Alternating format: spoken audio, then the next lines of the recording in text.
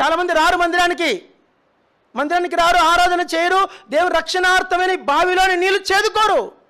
చిలుం పట్టిపోతావు, తుప్పు పట్టిపోతావు, కుళ్ళు పట్టిపోతావు. గుర్తుపెట్టుకో, ఇది రక్షణ.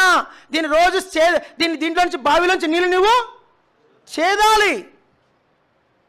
ఇది ఫౌంటైన్, ఊట. ఇది రక్షణార్థమైన ఊట. ఇది వారి కొరకు నువ్వు ఊటను సిద్ధపరిచితివి. మా ఊటలన్నీ నీ యందే ఉన్నవి. ఈ బావిలో నీళ్లు చేదుకొనివాడు మరెన్నటికీ దప్పి కొనడు. ఇది రక్షణ.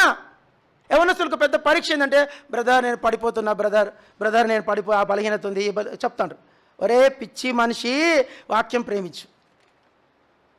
ఈ వాక్యాన్ని ప్రేమించు. నువ్వు తూలి తొట్టులుటకు రోజుకి 20 అధ్యాయాలు చదువు. ఎందుకు పడిపోతావు నువ్వు? ప్రొద్దున లేసిన గంట సేపు బైబిల్ చదువు. ఒక్క పాపం నీ దగ్గరికి రాదు. ఒక మాట చెప్పనా, ఆయన కాపాడుకుంటాడు నేను. ఇంక అర్థం కాలే? నువ్వు వాక్యాన్ని శ్రద్ధగా చదువు.